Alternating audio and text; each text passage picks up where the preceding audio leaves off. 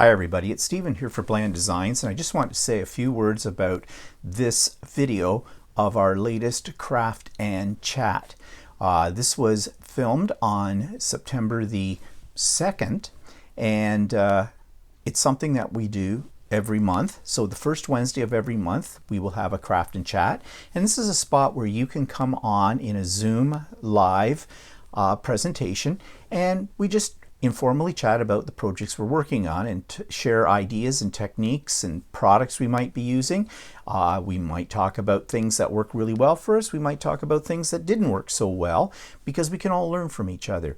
And this is really a deep well of inspirational ideas, and that's why I'm posting it. I've had the permission of all the people who participated in it to put this up on my YouTube channel. And so if you want to join us for this, then, as I said, it's the first Wednesday of every month at 1 p.m. Eastern Standard Time. And I will put the link the week before in my weekly vlog in Stephen and Walter Live. And if I happen to do an Idiot Quilter episode the week before, I will put it there as well. And all you have to do is about 5 minutes before 1 o'clock on that day, just click on the link and away we go.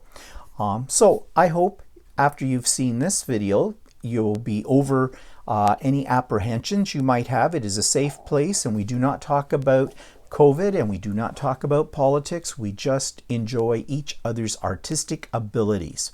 So I hope you'll be able to join us. So please enjoy this month's Craft and Chat. On Craft and Chat this month, I did a demo of resin products, and unfortunately, I forgot to hit the record button. So I am re-recording this right now so you can see what I explained to everybody in the Craft and Chat group. So I was showing them this product, Clear Resin by Ranger. And this is a product that has been out since at least January of this year, but I think it may have come out earlier than that. But I have seen it shown on YouTube videos, and I thought I'd give it a try. Now basically, like any resin, it's a two-part process. You have two bottles of product. One is the resin and one is the hardener, and these need to be mixed together, and it gives you the instructions for this in the box, and you need to mix it together for about 2 minutes. Now you need to be very precise in your measurements as well. If you're not, then it's not going to harden correctly. So I did that, and I added a little bit of Liquitex inks to the mixtures, and I did basically a paint pouring technique where I just poured them onto a couple of tiles. These are just bathroom tiles, and these can become coasters. And you can see how they turned out. Not bad. They're kind of nice. The only problem I have with this is it takes about 3 days for it to cure, it says totally. And I have found that when it cures, it's still a little tacky. Like, it's not sticky, but it's got a funny texture to it. I would not suggest putting anything but a cold drink on these. I don't think it's going to stand up to heat, so don't use these for trivets. See, it even sticks to my hand a little bit. So I don't know, maybe I didn't get my proportions quite right, although I was very, very careful with it. So I don't know. It's either user error, or maybe that's just the way it works. I'm not sure. So let me just turn off the automatic focus here. Oh, I guess I don't have automatic focus on. Something's going funny with my lighting. I'm just trying to adjust it a little bit more for this. Okay, so I did take it though, and I tried it on what they call resin paper, making resin paper. So I just put together very quickly on a piece of, this is a piece of photo quality cardstock, and I just used some alcohol inks on it, and that seems to be what a lot of people are using this resin for right now, is for working with alcohol inks. I did not use alcohol inks on these. I used just Liquitex inks to colorize them. But so I did this little postcard up, and as you can see, it's got quite a shine to it, because then I just mixed up my resin, used a foam paintbrush, and spread it onto the paper. And so basically what you have is a very flexible laminated-like card that's waterproof now. Now this one did not dry sticky as it did on the tiles. This is nice and solid. And I did the same thing using a piece of Tim Holtz tissue paper, and I really like the effect I got here. Again, you can cut this, you can bend it, it won't crack. I only did it on one side, but you could do it on two sides if you wished. Again, it does take a long time to dry. You really need to leave this for a couple of days anyways, so it fully cures.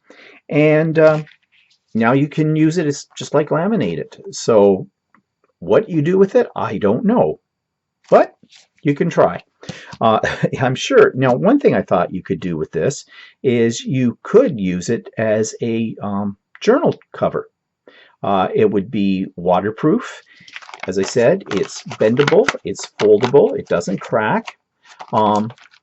So yeah, I'm sure you could think of lots of things you could do with it. It might be good too to, like if I cut out that butterfly, it gives something that's a little bit more durable. But anyways, it does work for that. And I'm sure there are YouTube videos that talk about resin paper that you can go to for other ideas. So I carried on with my experiments with other products, and I created some more coasters, these 4, and I used 3 different products for these. And I'll show you what they are. And I've used these before and I really like them. They're by PBO. This one is called Honeycomb Effect, and that would be this tile. And so you can see the cells and things that we're always talking about when you're doing paint pouring. I'm sorry about the lighting. Don't know what's wrong with things today. But here you go.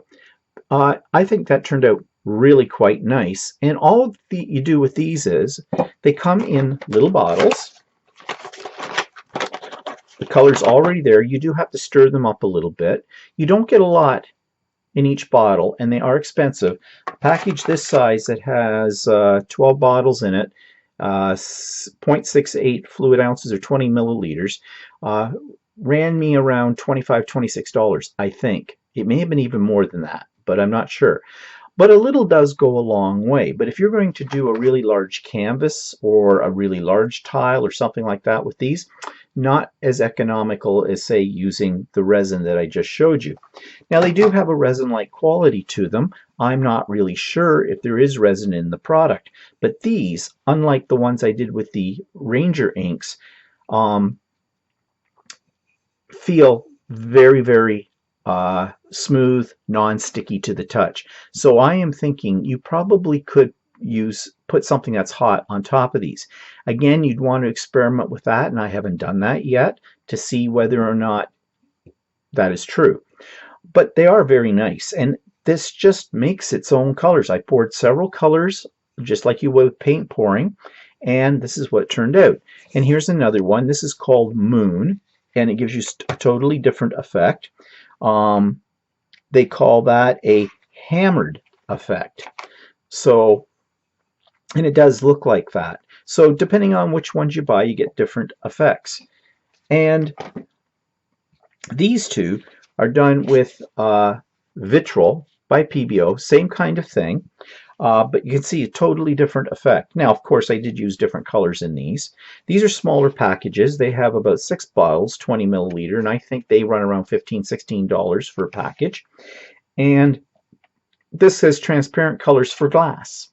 So these ones are actually made for glass, although they work very well on the tiles, no problem. So that's a product you might want to consider if you're going to do something that's resin-like. Now, how these would work on paper, I have not really tried, but one of the after effects of using them is the drips. You do have to prop these up. I put them on top of a little paper cup to raise them up, and on a non-stick sheet. You use wax paper, but I like the non-stick craft mats better for this. You have the drips come down off the sides, and this will move. So the first thing you pour down is not going to be the final design because they keep moving very slowly over several hours. So you're going to get a little bit different effect than what you thought you might be getting when you first pour them out. But I don't think that's a major problem. I think it's kind of cool. The drips, when they dry, you can just peel off your non-stick craft sheet, and you have this. And this you can cut, you can tear, you can glue this down into a mixed media project or an art journal. And again, they're not sticky. Now, two of them will stick a little bit together if they get hot, but I have done this before with acrylic paint, and this actually gives you a nicer effect. But don't throw it out. Don't waste it. You can still use it. Okay, so that's a couple of resin things. And then I also had some of this. I've had this for a while. Easy Cast. You can buy this at Michael's or at an art store. Again, it's a two-part system. You mix the two parts together, equal quantities, and you mix it up for 2 to 3 minutes. And it tells you all of this in the box, how to do it. But this is casting epoxy. So you get molds, and you can either make your own molds because you can buy material to do that, or you can buy plastic molds. They're not that expensive. And drop a few things into the molds. Like here, I have some cheap sequins and pearls that came from the dollar store. I just drop those into the molds and pour it in my resin. And again, you let it cure, and it takes about 3 days. And this is what you end up with. So if you're into jewelry making, that's really what this is for. You can do some really neat things. Also 3D embellishments for mixed media, art journals, things like that. Again, so this is kind of fun to do and very easy to do. So that's all I want to say about resins. I am sure many of you have tried resins before, but if not, it's kind of fun to play with. Now, one of the questions that often comes up is, what about fumes? Yes, there are fumes. So you want to use, like any product like this, you want to use in a well-ventilated area. However, I did find that the clear resin, as it was drying, smelt like rotting potatoes. Yeah, smelled very earthy. With this, I didn't notice any really strong fumes.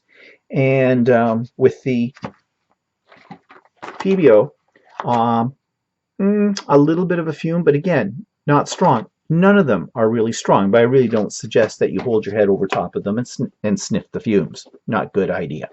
So I hope this has intrigued you a little bit to maybe try resin of one form or another on your own. On paper, and then I sewed the columns together and then the rows together.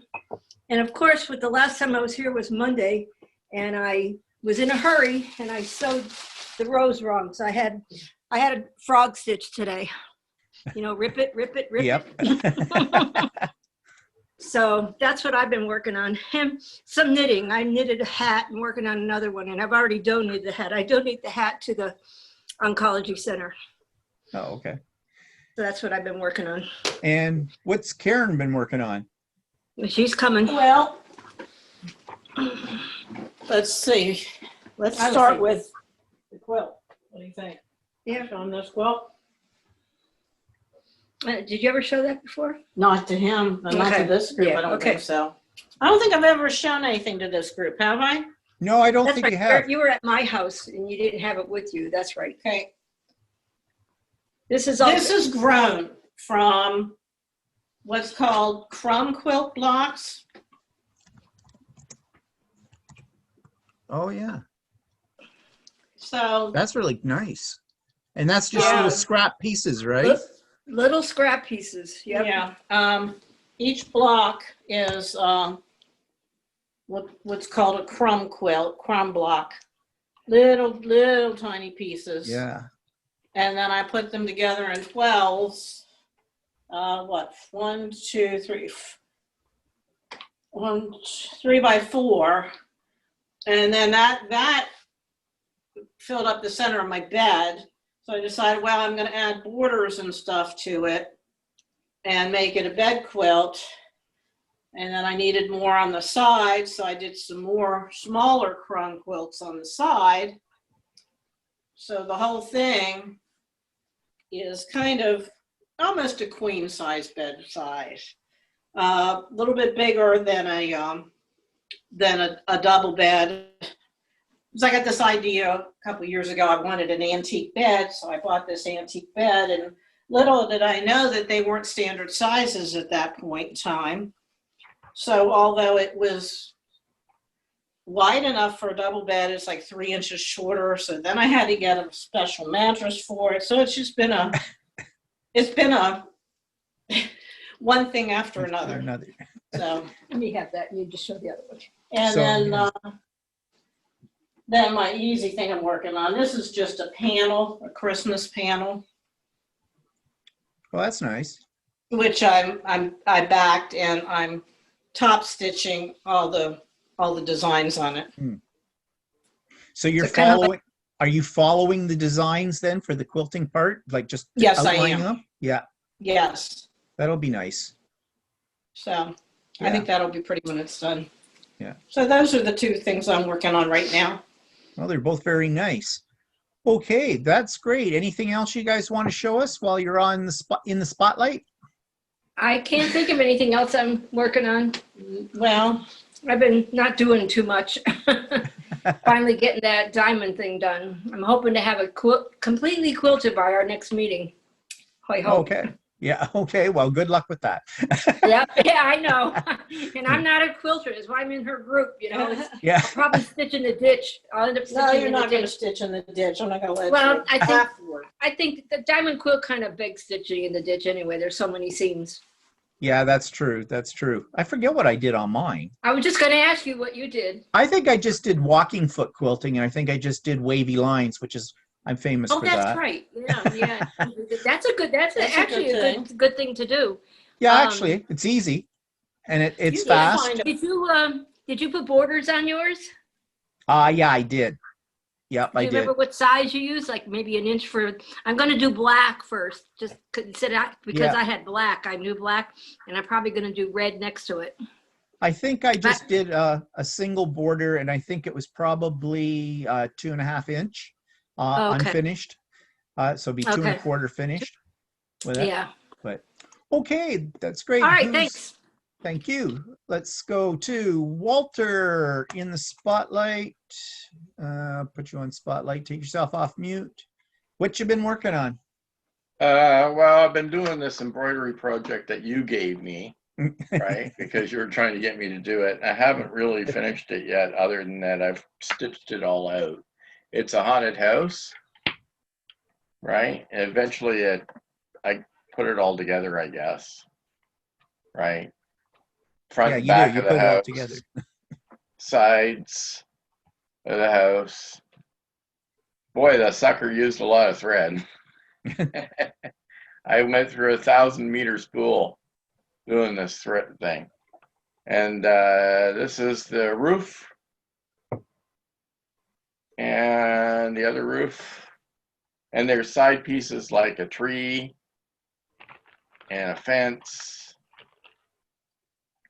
and stuff like that. And so I'm supposed to, it's a water soluble stabilizer. I gotta soak them and get rid of the stabilizer, and then they all go together. They go together in these little knobs at corner. They stick into holes on the other pieces, and like this one's got the holes, so I guess it goes like this type of thing, right? Yeah.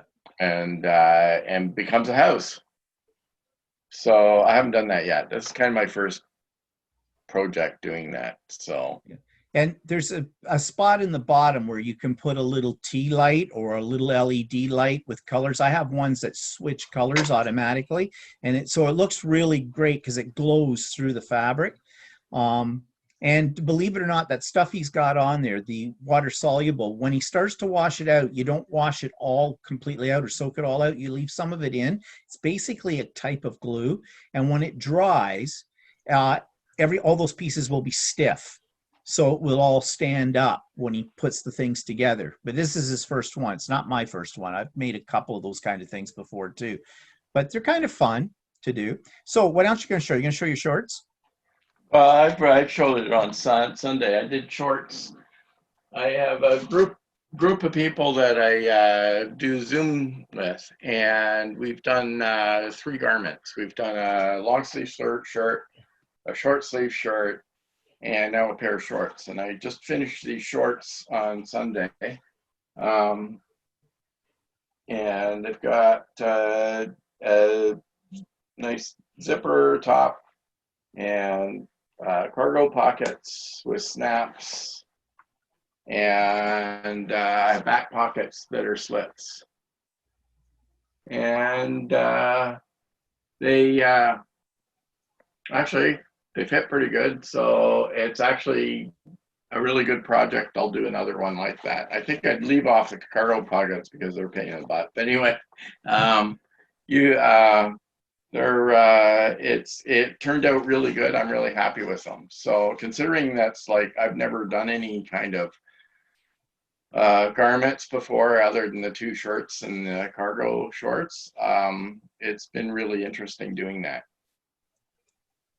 Yep. And they do look really good in real life too. They look really professional. But I asked him how much you think he spent making these. So yeah, they're Well, not cheap. It cost me what was it? I paid $15 for the pattern, right? I ordered it from, actually it's a lady that does it's called Wardrobe by Me. It's a lady that sells patterns online, and you print them off on a PDF and you stick them all together type of thing to one huge pattern.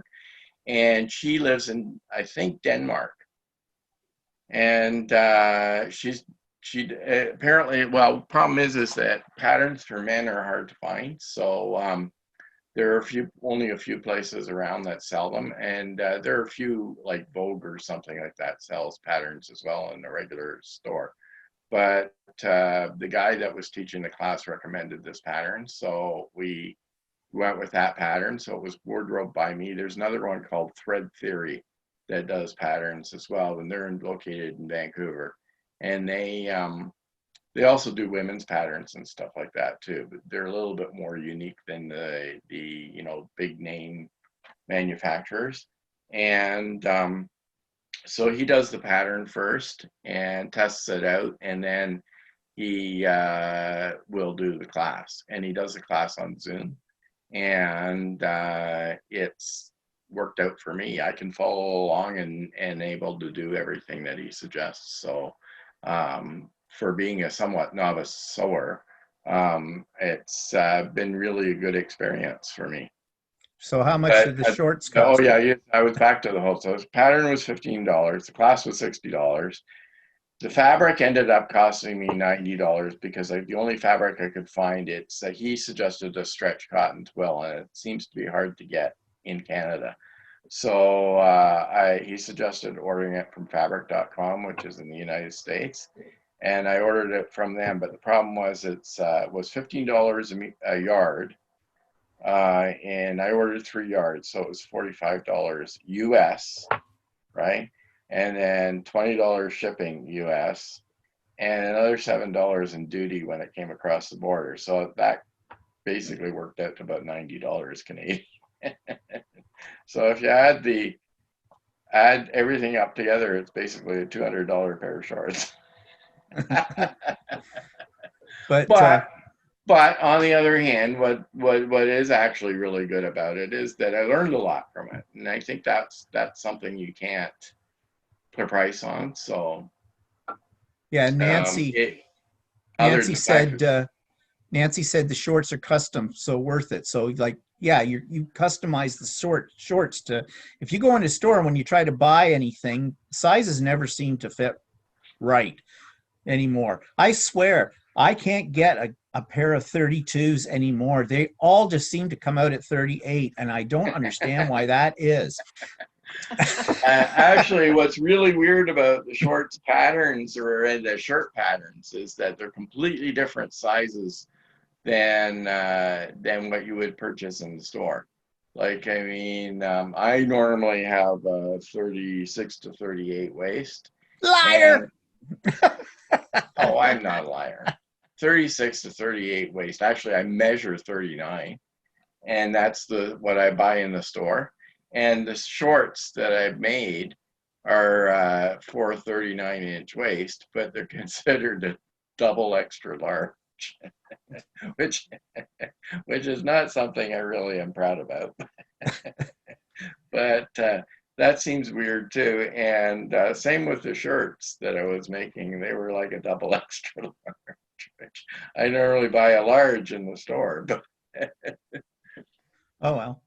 So I mean, so we can just pretend though that yeah, well the pattern's wrong. And we're yeah, skinnier than that. Yeah. Well, we are actually skinnier than that. We're not 2XL, but anyways. Okay.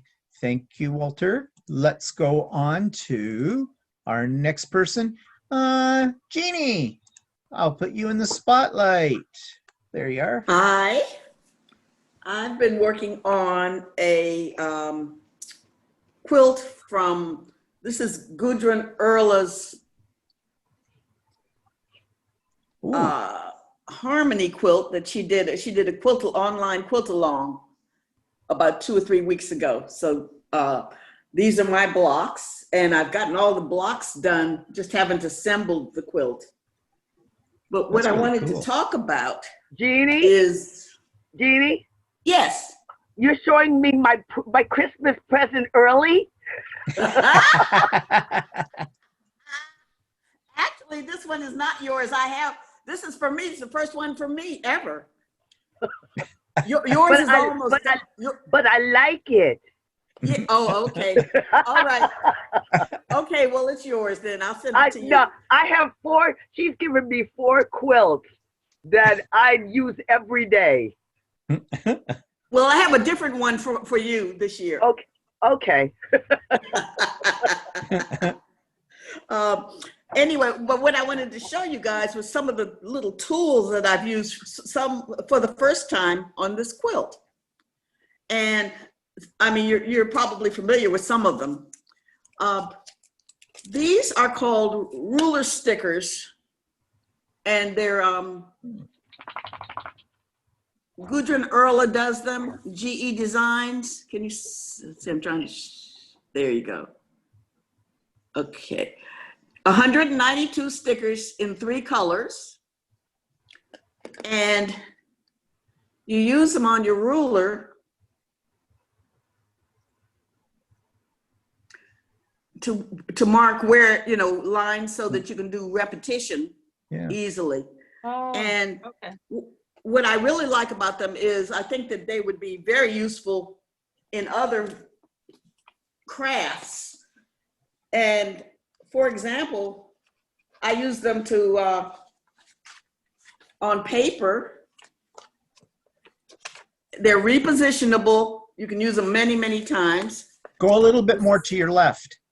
To my left. Yeah. Okay, there you go. There you So go. Okay. it's on the pattern, but you can just peel them off.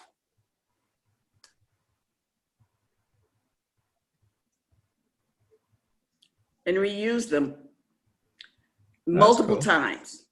So I think they're very, very, very helpful. So Are that they was expensive? one thing. Are they expensive? I don't know what, they weren't that expensive or I wouldn't have gotten them. No. But I find them very, very useful. Number 2,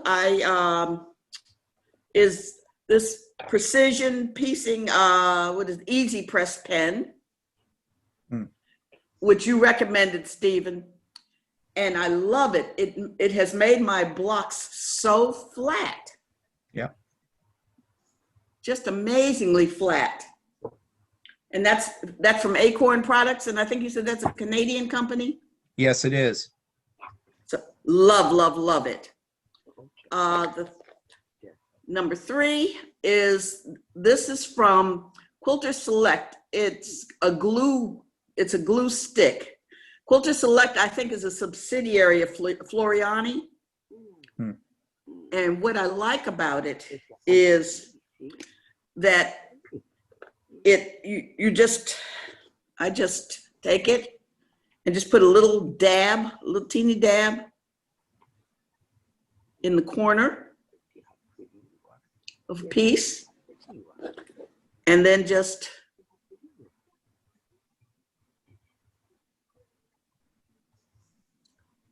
put the pieces together. And it's it doesn't do anything to it doesn't gum up your needles or anything.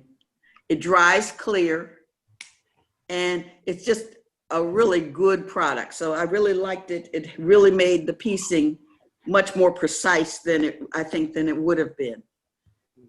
And then the last product is not for this quilt, but I saw you use this in something else recently, Stephen, and these are my applique scissors. I bought them 20 years ago, but I'm left-handed, and I've never been able to manage them. So Quilter Select, that subsidiary of Floriani, has a new one, and they have them in a left-handed version. And finally, I can use them. And one of the differences is the size of the bill. And the other difference is you can see that the left-handed one is on the opposite side. The bill is on the opposite side of the right-handed one. So anyway, I'm very happy with my new toys. Yeah. Those ruler markers that you're talking about, I just saw those on something I was watching very recently, and they were using them on templates for ruler foot quilting. And I was thinking, I was sort of thinking I could make my own out of vinyl using my Cricut as well. But if I can get them, like, why bother if I can get them for a cheap price? And you said I'll tell you what they're restickable many times. I've had them for a couple of years now. And the other thing I like about them, Stephen, is the size. They're small, and so they can fit in between the lines of rulers and things like that. I don't know that it would be worth trying to do your own. I don't know. I think it'd be easier to buy them. Yeah, well, that's what I'm just thinking now too, from what you said with it. I'll have to go looking for them. So where did you say that, did you get them online? I got them online. GE Designs. GE Designs. Okay. I will investigate that. Oh, I'm sorry. It's gequiltdesigns.com. Quiltdesigns.com. Okay, I will And they're investigate that. And they're called ruler stickers. I suspect you can get them on Amazon, maybe. I don't know. Yeah, I'm going to take a look there first because I always look at Amazon first for everything. So do I. Okay. Okay, well, thank you, Jeannie. And You're I'll take welcome. you off the spotlight. And our next person will be Virginia. You're in the spotlight. What's up, dear?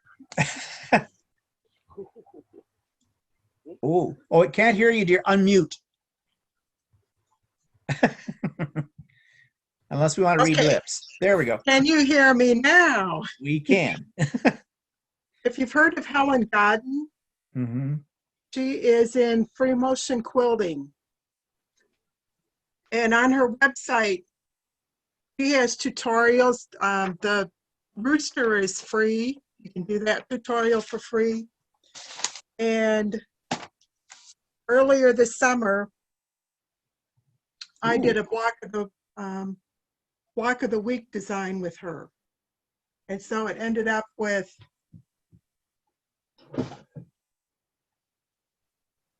Wow, that looks cool. and she goes through each one step by step so you can see how she did the free motion quilting. And I used my Sunico inks to paint the design. Yeah, I was going to ask you. It isn't applique, is it? No, you mine- stitch it out and then mine paint it in. Are painted, yeah. I painted first and then I stitched. No, okay. So she provides the black line drawing for each one. So I'm sort of thinking that those of us on here that aren't quilters, you could probably adapt this to your mixed media because you don't Oh. have to sew with it. You can do it as a paint. You could do your sew lines using your dark fabric marker. Yeah, she's actually an art journal person, and she does a lot of flower drawings on printed pages, Mm. and they're really pretty. Now, she travels in Canada quite a bit. As a matter of fact, she was up in Canada teaching a class before the shutdown, Mm. and she got out just in time to get back home. So I first got acquainted with her through Handy Quilter when I first got my quilting machine. And she says, you know, do free motion just like you're putting suntan lotion on Hugh Jackman's back. Nice and slow. So I've always remembered that. Yeah, how could you forget it? Yeah. Well, that looks really great. And I'm looking at the quilt behind you too. Do you want to tell us a little bit about that one? That is curved piecing. It's a quilter from near Cleveland who has the pattern and the templates. And so everything is very exact, and it all fits together perfectly if you do your pinning. I think the colors are great in that. I love it. Thank you. And it's batiks, right? Yes. Yeah, they're really great. I love it. Okay, thank you, Virginia. And take you off spotlight. And our next person is Anita. Anita, you're going to be in the spotlight in a second here, as soon as I get my thing to work. Okay. And there's Anita. Yay. Hello. Can you So hear what me? you got? Yes, we can. Oh, good, good. Well, I've been taking an online watercolor course with Danielle Donaldson. When I have time in a week to get a module in, so this won't probably make a lot of sense. But anyway, you do a whole sheet of just splatters, different brushes, and then she has you go and you sort of draw around them and all this, and then you cut them up. You cut your whole sheet up. You find things in your sheet that you like, and you just start cutting. And then I don't have my collage piece done, but I have little pieces in here that I like, and then I'll build, it's a design and a creative, element in the course. And that's as far as I have gotten in the course. But I've been trying to organize all of my craft and art supplies, and it seems to be taking me forever because I'm also doing my whole house. Started on that in, I think about April or May. Started in the attic and have worked our way through the garage, through the bedrooms, through the kitchen. So sometimes I'm just tired at the end of the day. But I unearthed something, Stephen, I thought you would enjoy. When I worked as a nurse, one of my assignments or jobs, I worked at Children's Hospital in Dayton. And in the hospital, there were these huge paintings throughout the hospital of clowns. They weren't scary clowns, but clowns, happy clowns and children and everything. And they were just signed Eloise. And then several years later, when I went and I worked in long-term care, and I worked on an Alzheimer's unit for almost 4 years. So when I started working the unit, one of the women on the unit, I noticed in her room, she had some artwork, wasn't clowns, but I also saw a couple art books on her table. And as I got to know her, as her nurse, her name was Eloise. So I said one day, I saw these paintings at Children's, and the artist's name was Eloise, and she says, yeah, they're mine. Hmm.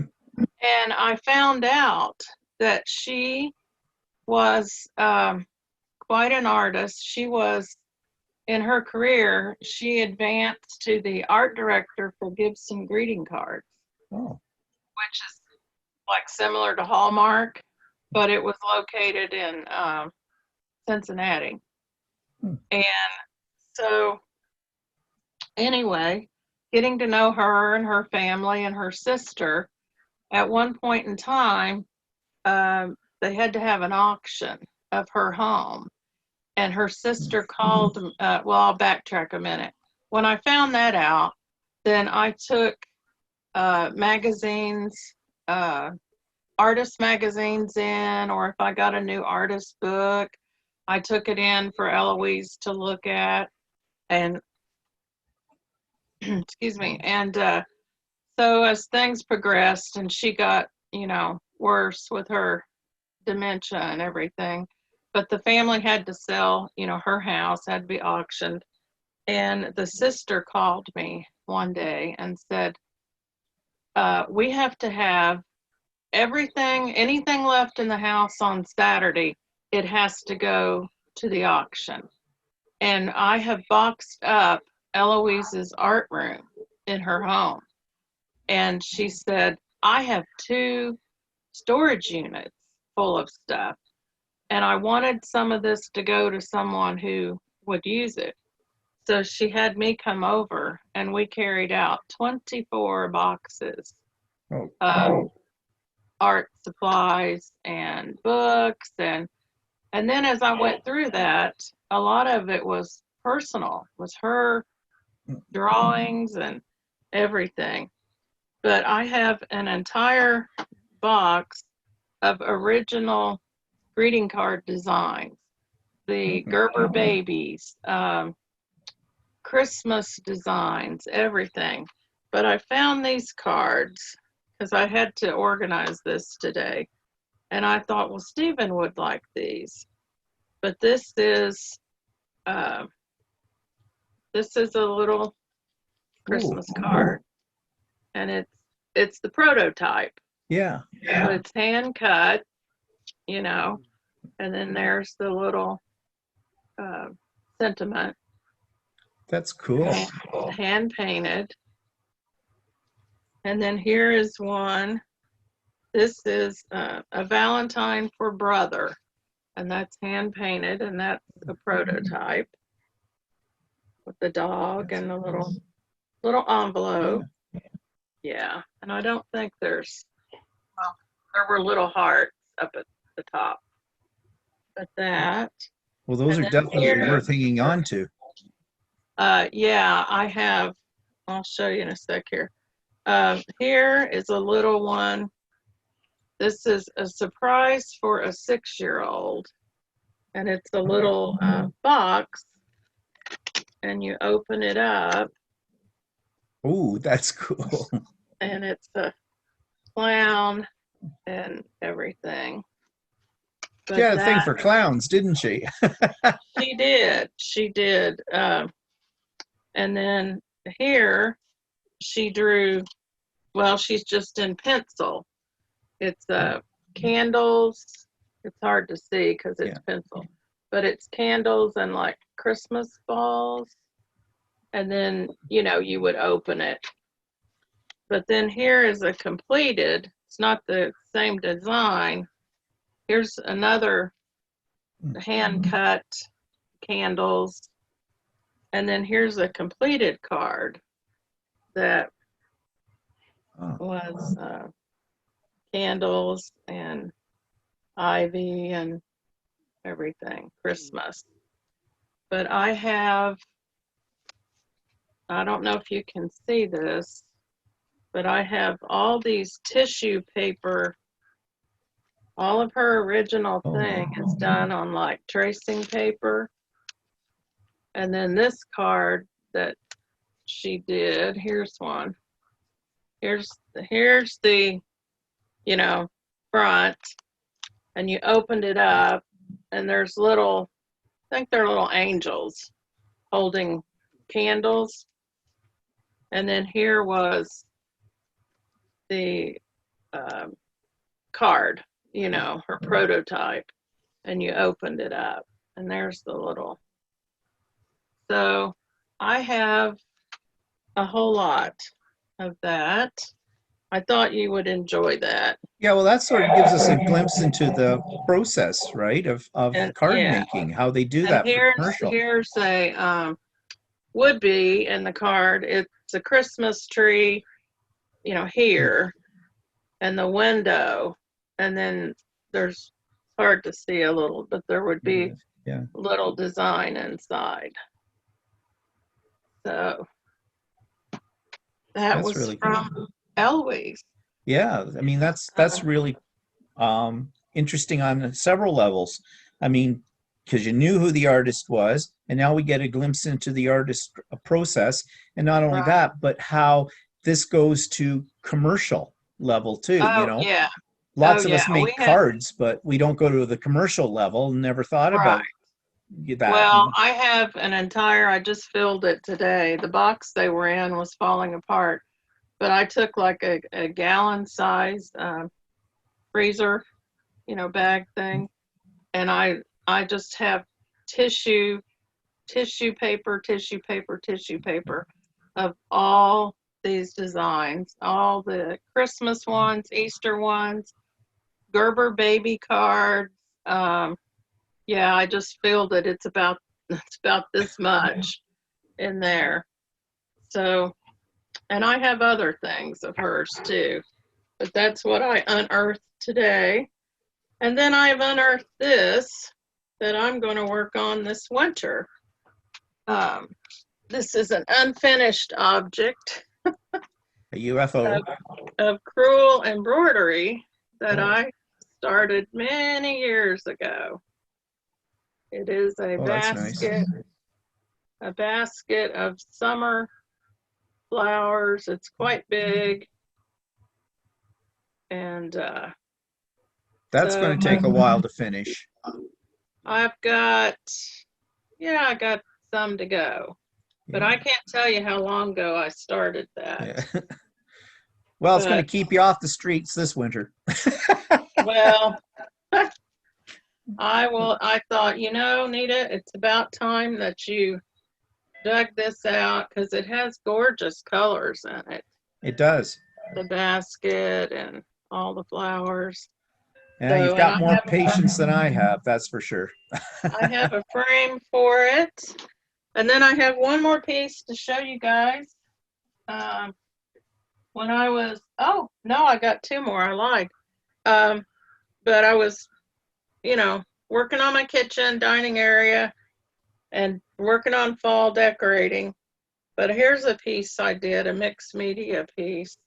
And this is of my grandparents. It's done on a wooden substrate. Yeah.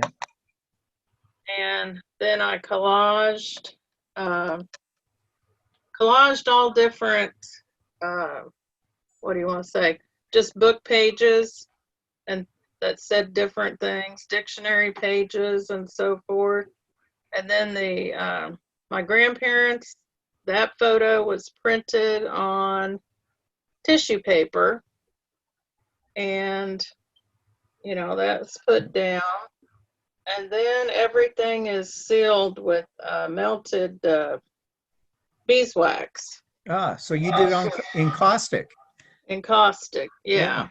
I took a class and I believe the class was something about ancestors or arrow, you know. Yeah. So, and I printed out this photo was the town in Virginia that I grew up in, which was a coal mining town. And I found a photo of probably back in the 40s, 30s or 40s. So I had that and then this and yeah. So Yeah, that's did really that. cool. I thought, and I have it hanging on the wall inside. You know how some antique dressers have like the scrolly woodwork, curved woodwork, with a mirror, you know, that would have been part of the dresser. Yeah. Well, I just have that and with no mirror in it. Mm. And I have that on the wall and that hangs in it. And then here's the infamous Oh, the Eat- the pie. Eat More Pie. That's my sign I made for my husband for his birthday. And I got the backdrop from Hobby Lobby, and it's a thin wood. And then the background was already painted white, which I left because I knew I wanted to get unpainted letters.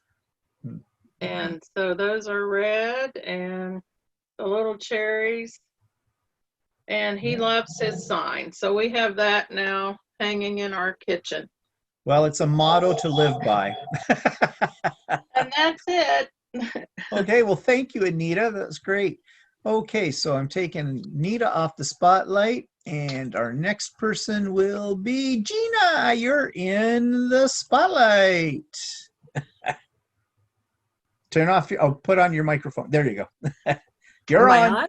You're on. Oh, okay.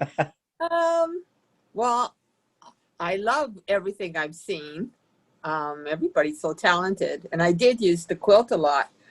But right now I'm sort of all into the paper stuff, card making and all that. And of course, for my birthday, my husband got me Arthur, the owl, Tim Holtz Arthur.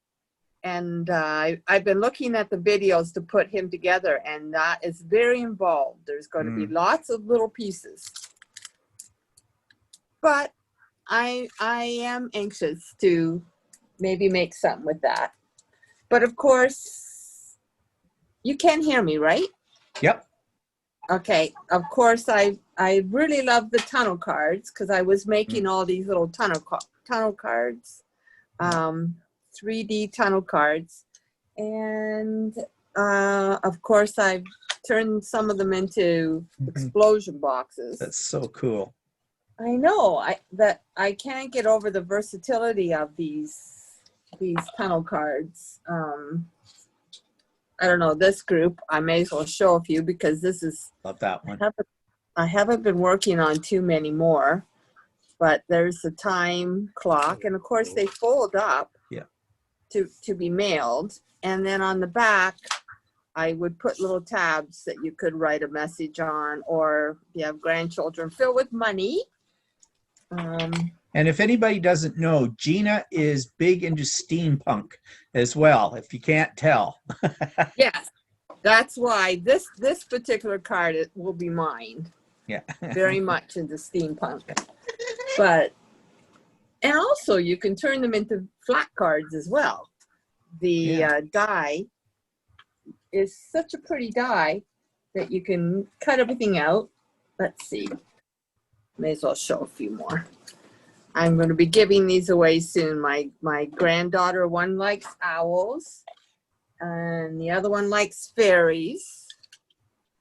So there again, I made a fairy one. And of course, the other one likes the colors. So I've done this one, which is the adult coloring books. And of course, I put all the colors in too when it folds. Yeah, it looks really cool. It folds into all those colors. So, and then of course, everyone's got a little spot to tuck in money. My granddaughter's going to be 19. That's why it says that. Why, you got It's not sex little. on there? So, but other than that, that's pretty much my thing. But I have been so intrigued at what everybody has to show. Thank you for inviting me. Oh, well, we're glad you came. And just as an aside here, Gina's part of my art journaling group that we meet twice a month, and online, of course. And those are, lately, a bunch of them have been playing with these dies that Gina's using, and they're called what? Becca Free, something free. I never get her last name. Is it Frieden? Well, they're Spellbinders dies, the 3D dome. Oh, okay. So Spellbinders has their own set, though, separate from the Becca, whatever her name was. Yeah, there's a couple. I got all of these that I made were all using the spellbinders. So Oh, okay. that this one here, and you make them kind of 3D and leave a little spot. This one I made it see-through, so I put a little Christmas tag in. But like I said, you can alter them to make them into explosion boxes because it's got Yeah. this very neat mechanism on the Yeah. side where all the layers fit in, and you can make, I just cut off the dome part and turned them into the rectangles and made them just Right. square. Should we let them in on the secret about your butterflies? Oh, Tell these them where butter- you came them. Yeah. Yeah, these butterflies, you get a package with just filled with gorgeous butterflies, all different colors, at the dollar store. Oh, So- I just bought some. Yes, I'm in Canada. So it's at our Dollarama. Ours is Dollarama. I don't know if everyone has Dollarama. But- Dollar Tree, I think, has them though too. Dollar Tree. And I think Yes. Dollar Tree is really popular in the States. Yeah, so, and then I just cut out acetate from, it was just a gift box. I think I got Christmas decorations, or, the boxes that Christmas crackers come in that you Yeah. use at Christmas time. They're clear and they're stiff, so they really are good to hold them up nice and firm. And then, of course, you can fold it and then mail it in a card. But Yeah. it's the prettiest die. I have had so much fun with this one in particular, but I mean, there's square ones too, and I think you could almost make it into like a storybook. If you like a just tunnel. join the one side and then just have the pages open.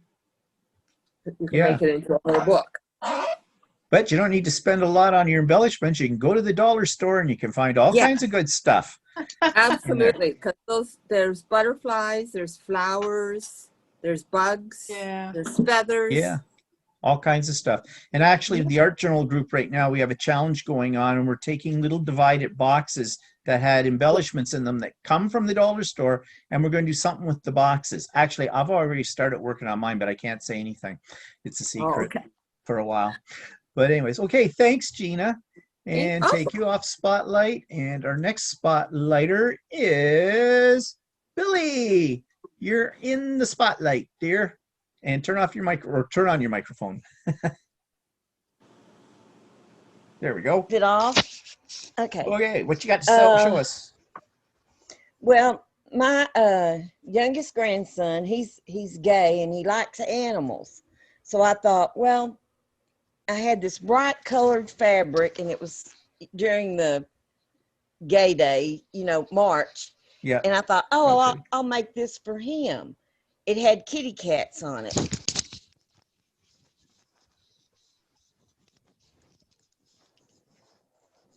Very colorful. Oh, yeah. Yeah, that's kind Very of cool. colorful. It's got all the pride And- colors in it. Yeah. Oh, yeah. And his mother, when I told him, he goes, oh, I love it, Nana. Yeah. So I thought, well, okay. And his mother goes, oh, he hates cats. He's allergic to them. That's why he's a dog person. And I'm going, But his mother But did he told realize me- this wasn't made from real cats. So right. they're hyperallergenic. Anyway,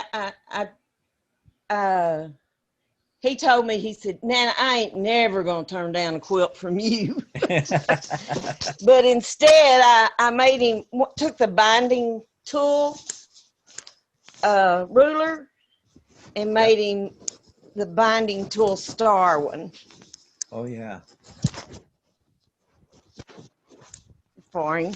Well, that came out nice too. I've seen Yeah, that and pattern. these are the colors he has in his bedroom. So, Okay, so that'll go with that too. But I've so seen he'll that. appreciate it more. I've seen that pattern, and I've thought about making that because I've got that tool as well. So It's Yeah. so easy. that's what I like. But I thought it was hard because it looks hard. And one of my sister-in-laws asked me if I paper pieced it. And I said, no, I can't do that. Oh, no, no, no. You always say, yes, this was very complicated and very hard, and I spent months and months of time on it. Thank you for your appreciation. That what they don't know And won't hurt you. As soon as I can get a babysitter for my husband, I'm go out to my sewing room and quilt it because my long arm's out there. Oh, yeah. So that's great. Anything else you want to share with us today? Nope, that's it. Okay, thank you. Take you off, and we're going to move right along here to Andy. You're in the spotlight. There you are. Take off your microphone. Yep. There you are. Hi. Hello. Most of, I'm Andy. Those who don't know me. Most of what I've been doing is practicing watercoloring and sketching. I decided that when I retired that I wanted to learn how to watercolor, but then I realized after a while it would probably be a good idea if I could learn how to sketch before I watercolored. So I've been practicing that. But the primary reason why I wanted to do it was I found a video on YouTube by this guy named John Muir Laws, no relation to John Muir, but he's a nature journalist. And so I started nature journaling. So a lot of my practice is around that. And this is a sample page here on the. Wow. Wow. So, That's cool. But what I really like about it is that there are three things that to sort of help you focus. And they're questions like, I wonder. So if you see something, you wonder what it is. And then another question is, I noticed, or so if you see something that's I noticed, then you wonder or you ask yourself questions about it. And then if it reminds you of something, you provide that context. So on this particular page, it all started out because I was noticing that trees were kind of peculiar, and I did a little research, and the signs that they were showing were signs of distress due to lack of water. And then I started thinking about the fact that Jeannie and I grew up in a neighborhood where they had these big, gorgeous Dutch elm trees, and they were so big that they formed a canopy over the street. And we used to play in the middle of the street. It wasn't a high traffic area. But they ended up cutting all the trees down because they got Dutch elms to be. And so that made me think, well, what is it exactly? So that's what led to this page. And I have something called the big aha. So if I ask myself a question and I'm able to research it and get the answer, that goes under the big aha. But one thing that I found out was that there are actually two types of beetles that attack elm trees. There's one that attacks the bark, and there's another that attacks the actual leaves.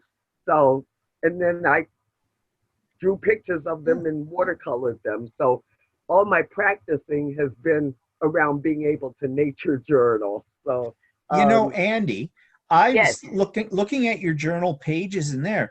If you scan those would make great background pages in an art journal or for cards or things like that. So you get even more stuff out of them because your journal pages are art in themselves. Well, I think one of the things was that's a good idea, and I think I'm going to do that when I do some scrapbook pages of Mitzi and we're out walking about. But I had to laugh because a couple of days ago I was walking Mitzi and I happened to notice what I thought there were weeds on the lawn around where I live. And so I was going, okay, weeds. What's the difference between a weed and grass? And it turns out that basically a weed is any plant that's in an area that you don't want it to be. Or grass you smoke. I don't know. Yeah. So I documented some of the weeds that I saw. So it's pretty much the same kind of thing. And then the other day, I was walking her near a high school, and there's this small area of prairie grass. And the prairie is interesting because before pioneers went through, there was prairie from approximately Indiana all the way to the Rocky Mountains, and from north of Texas all the way up into Canada. And here in the United States, about 1% has been preserved. But this one area near the high school where I was walking her, it's a restored area called Emily's Place. So for my nature journal, I documented, this is an overall map with the location of where the small strip is. And I did like longitude, latitude, then I did another watercolor of the general area where it is, what it looks like, the general environment there. And then these were some of the plants that I saw. And I was really happy with this page, primarily because I was walking with Mitzi at the time.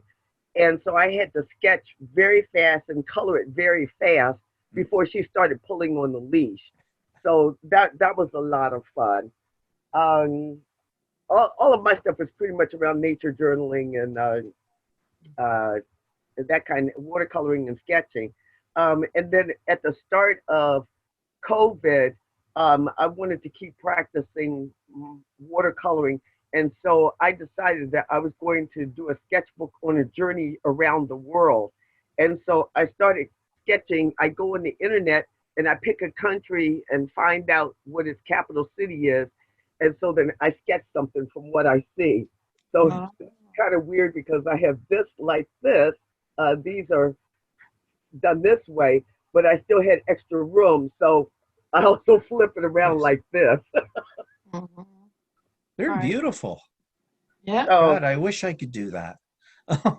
Well, one of the things that I like about watching John's videos, when I first saw them, I said, well, gee, I'd really like to do that, but I can't paint. And one of his videos, he said, painting is just like any other skill. It's not a talent. If you practice, you can get better at it. And so I said, well, yeah, we'll see. I'm going to try this out. Obviously, he was right.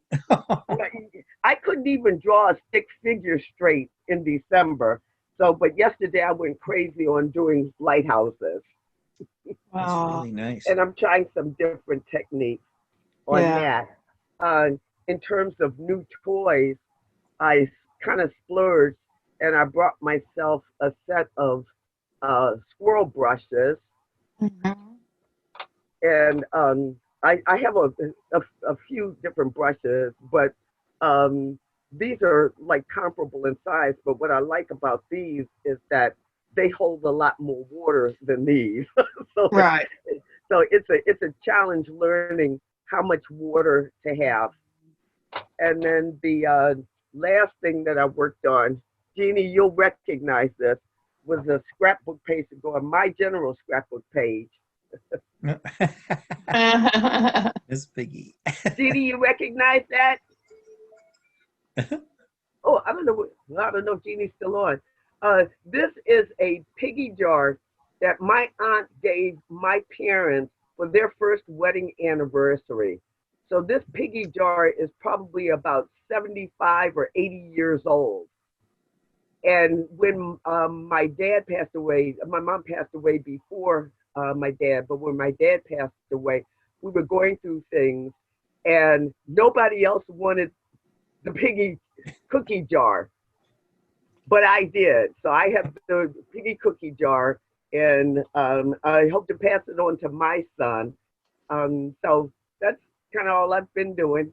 So. Well, that's great. You've got so much potential in those journals to go beyond the journals and into other art. Like Nancy, I think, mentioned you could have an Etsy page and sell your journal pages just as like scans, copies of them. People would buy that kind of stuff to use as background papers, to make cards out of, all that kind of stuff. Well, the only issue around that is that you've got to maintain an inventory. Well, yeah, but if you scan it, That's easy. You can print as much of it out whenever you need it. You could even, and I think your Jeannie said about sending your pictures to her so she can make a quilt. Well, you could send those pictures into Spoonflower and make your own fabric from your journal pages, which would be really cool. I've actually done that with my journal pages. Yeah, I saw one of your videos a number of years ago where you had done, I think, the gel plating. Yeah. And you turn those into fabric, but I Yeah. actually hadn't even thought about that. Well, there you go. So, Got lots of potential. I'll only take 10% for the idea. So, whatever you make. Yeah, I work cheap. And one last thing, if you like the outdoors, I came across this in one of the videos I watched. It's the lost art of reading nature sign. Okay. That's I'm great. learning some really good things, like why Yeah. grass on one side of my building is greener than the other. I think we're in the middle of kind of a drought. And it has to do with the fact that the side where the grass is greener is north facing. I mean, There you go. some really cool things. So I'm really getting into the nature thing, but that's all because at some point, one of the things on my bucket list I've never done and I want to do, I'd like to go camping. Oh, With mitts. okay, you can have that. My idea of roughing it is a hotel without room service. So, okay, thanks, Andy. Thanks. And next, take Andy off the spotlight and let's go to Miss Dana. You are in the spotlight, my dear. Take off your microphone. There you are. Hello, everyone. It's great to see some new faces and some familiar faces from being with Stephen on numerous Zoom meetings with him. I have a different look behind me, Stephen will notice. Yeah. Yeah, I am recovering from too much excessive exercise, pulling out old carpet in my sewing room. Oh, And ripping up the underlay and finding out that there used to be 7 animals in this house before I had it. Oh. Ooh, yes. So I Little ones? and the big ones, apparently. Oh. And I've learned how to twist with needle nose pliers to get all the staples out. Mm. And I am pleased to say that I have new underlay and new carpet. Ooh. And I'm rearranging my my sewing studio a little bit. So I haven't been sewing lately. My son wants 12 masks by next Monday. So I'm so tired of that word, just saying. I have grandchildren going to school and the fabric is there. The patterns are scattered in different places. Haven't uncovered them yet. And Nana better get going. However, I did pull some things out of the closet only because I knew where they were and they're not in a box. One of you lovely ladies showed using curves. Yeah. And I could go back a whole lot, but I don't know how this works yet. Chair out of the way. But here's one called Strips and Curves. Oh, that's nice. And as Stephen knows, I'm not tall, so I can't Yeah. get it all on here. And the back, the gal who long-armed it did a beautiful job. And it's almost like having a reversible quilt. Yeah, that's what I was thinking. Yep. That's So- really nice. I'll just toss that one over there. Years and years ago, back in the 1800s, literally. When you were This- just a little girl? Yes, yes, indeed. Yeah. My great aunt, when she passed away, bequeathed this to my mother. And this is all hand sewn, of course. Yeah. And I have replaced the binding using some 30s jelly roll strips. It worked perfectly, actually. So, but as I'm holding it up to show you, there's not very much batting inside of this. So this is more of a summer quilt, which we'll be putting away very soon. But just to show you the difference in quilts over the years. Yeah. And this was all hand done. I don't do hand quilts. My machine and I are friends. And some of you may recognize this one. The pattern is on Jenny Doan. And it's also in a book called Morning Quilts, I think, by a different person. But it's very easy to do. Oh, yeah. And if you have figured out what it is, it's just doing Strips. strips, cutting a piece, flipping it upside down, and then sewing them all back together again. Yeah. And you can do that with you can do that with a Christmas jelly roll, a Halloween jelly roll, all of your scraps so you don't know what to do with it.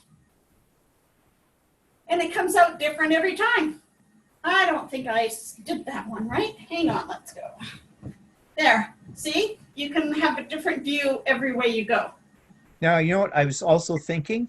That design you could translate into paper crafting as well. You could use that same kind of idea with your old scrapbook paper, some of the ones that you don't like so much. And if you cut them up into strips like we do with fabric and quilts with fabric we don't like, totally new life for them, a totally new look. Oh, excellent idea. All right, well, I hope that encourages some of the quilters out there for different designs and ideas. I failed art in kindergarten, so anything that I see, like Andy, your talent, even through practicing, there's no way, even with practicing, would I ever be able to achieve what you have me done. neither. And that's not being negative against me. It's just knowing that there isn't a hope in HE double hockey sticks that I'm going to be able to do what you do. I'm telling you, practice. Oh yeah, well, Stephen and I would be practicing free motion quilting too, and that's going to be a challenge. Yep. That's for Thank sure. you. Yeah. You've got to want to practice. That's the thing. And that's it. Oh, yeah. yeah. So, but anyways, that's great. Okay, Dana, thank you. And let's go on to Nancy's in the spotlight. Yay, Nancy. Hi, everyone. Can you hear me? Yep. Hi, Nancy. Hi. So, I'm not a quilter, and that's okay. We won't hold that against you. if I get started, I'm going to blame it all on all of you. So I went to an art retreat. When was that? It was the beginning of August, I believe, and there were only 13 of us because of the COVID. A lot of people backed out. So, but I made, originally there were supposed to be 20, so I have extra. So I made these. Oh, those are so nice. 4x4. They were, and I painted them black. And then I put little, so you can either use it as a coaster, or I gave everybody a little acrylic, like plate holders, and so you can put it on a stand. But I made. Okay, how did you make them? Like, are they paper that you've No, it's used acrylic paint. Acrylic. Oh, so paint. you've painted each of those? Yeah, one dot at a time. Oh, geez, that's incredible. the detail. Yeah, Wow. in the zone. Yeah, they are so pretty. Thank you. So anyway, You so think of scanning those? yeah, I could. I hadn't They'd thought make about great that. cards. They'd Yeah, make they great card would. fronts. Yeah. And then while I was at the retreat, they got me hooked on decoupage, collaging. Ooh. Lady brought a whole bunch of these fans. I don't remember the advertisement on it, but then we took napkins and I used Mod Podge. Some people made their own solution out of glue all, Elmer's glue all, but just using napkins, decoupage this pretty fan. That's really cool. Yeah, and it feels good too. It's why I like it. And then, so then I had a metal tin, and so I sanded it, and I painted it with white gesso, and then I used napkins and I decoupaged the tin. Well, that's a great way to recycle other things into, you know, something that looks really nice so that you can use out like put it out with your whatever in it. Yeah, whatever. I don't know what will I do with it? I have no idea. And make a great gift too. You know, like, you know, you could do that kind of thing and put like candy or something in it and give it as a hostess gift or something like that. Stocking stuffer. So the other thing they got me started on is, and that's the group at the retreat, is junk. It's called junk journaling. So these are all paper bags. Yeah, and it's actually and Andy, I went to Etsy and I paid. You don't have to have an inventory. You just have a digital file of your artwork. And I purchased these digital files. Wow. So it's not an inventory. You just scan work and sell it. So this was all paper bags. And then like this was one paper bag. And then this is a paper bag. And then there's little pockets to put things. So I made tags, you know, for it. Eventually I'll put this in a journal. And it's two-sided, of course, because the bag's folded over and I cut the end off so it had an opening on each end. That's really cool. Love it. And then the other thing I'm working on is it's called, you just search on YouTube for Altered Books. And you take a book and you, hang on, let me get to one page. And see how this is a pocket now. Oh, yeah, okay. So the first page, and then you tear about 8 pages out, and then the backs, so there's this page, then I tore out 8 pages, and then I glued this page to this page. That's a neat idea. Yeah, you can see where where I've taken out pages. I'm still have to go in the middle yet. And then I'll use digital downloads. Like if Andy would sell hers, I could use her digital and collage and have a junk journal. Yeah. But Andy, your stuff, I don't know if you've all ever seen this. This is Edith, it's backwards. Oh, yes. Edith Holden and Andy's journal reminds me of this. Yeah, I have that. Mm-hmm. Yeah, it's beautiful. So then the last thing I wanted to say, and I'm going to blame this on Stephen. I bought a Janome sewing machine. Oh. Gotcha. So, and even though I watched all your videos about your adventure with your 15,000, it didn't stop me. Now I'm not going to be a quilter. And so I bought and what I found interesting was when I was watching the video on how to use the sewing machine, they pronounced it Janome. They don't say Janome. Oh, well, we say Janome here, but I don't know. But yeah, it's the only way I've ever heard it. Yeah, we say Janome in the States as well, but on the video, that's not how they say it. But anyway, I bought a Skyline S5, and so far it's wonderful. Yeah, I've got the Skyline S7, and it's been fine too. And my 15,000 is now working because I now have a Yeah. replacement one for it. But Right. and it's been working fine. I haven't had any more problems with it. But but anyways, well, okay. So you say you'll never be a quilter? Yeah, never say never. That's how I got started. I never was Yeah, going to well, be I'm a hoping I quilter. don't get started.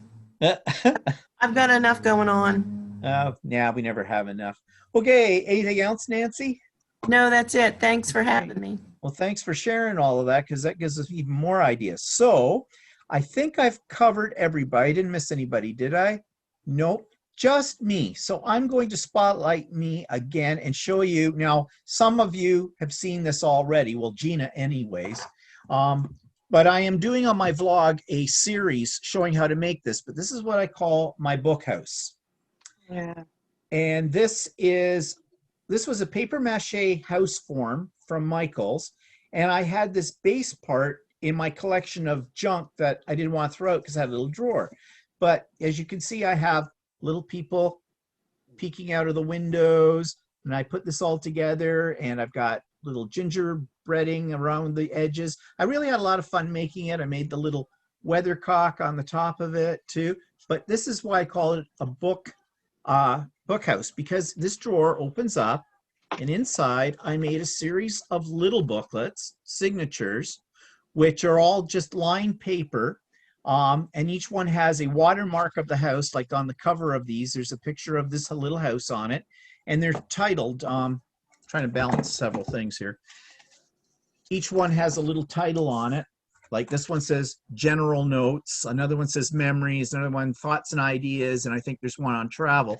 And they're just a little blank.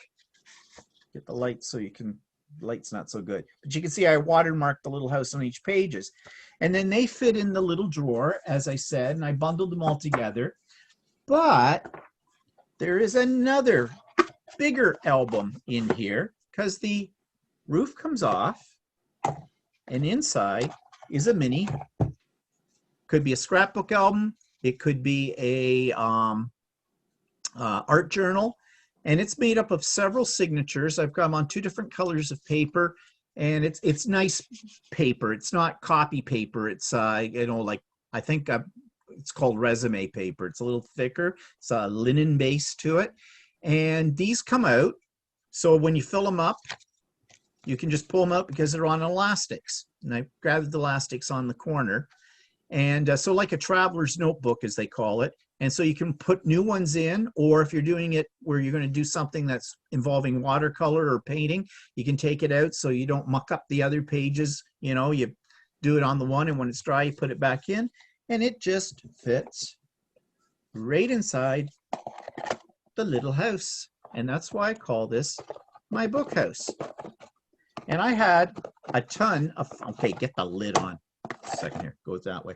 I had a lot of fun making this little thing, and one thing just led to another. And so I mentioned earlier that my art journaling group were doing something with the little divided wooden boxes that little embellishments come in from the dollar store. Well, I've got another little idea for that, and I'll give a hint, but Gina, you were sworn to secrecy. I'm going to call it a curio cabinet. And that's all I'm going to say about that, but that'll be on my vlog in a few months' time too, when it gets done in pieces. So anyways, I think people, we've got everything. Does anybody have anything else they would like to say or bring up at this time with it? I have a meeting at the bank at 3:45 that I have to leave for in a few minutes to get there. So our next session, if you're interested, would work out to be October the 7th, I believe, is our first Wednesday in October. October, geez, already we're into September. It's hard to believe. And at 1 p.m. And similar format. If somebody would like to, you don't have to commit to it now, but when we do our little share, if you want to actually show us a technique, actually we did have techniques basically shown to us today with different things. But if you have something you'd like to actually show us, like the process or something, that would be great. I'll see if I can think of something else to show, I'm sure I'll come up with something, but we're open to it. And yeah, so thanks everybody for joining us today. I hope it gave you some ideas and some inspiration and took your mind off of you know what, because we don't talk about that here. So until October the 7th, if not before, we'll see you all later. So have a good one, everybody. Bye-bye. Thank you. Bye. Bye. Thanks.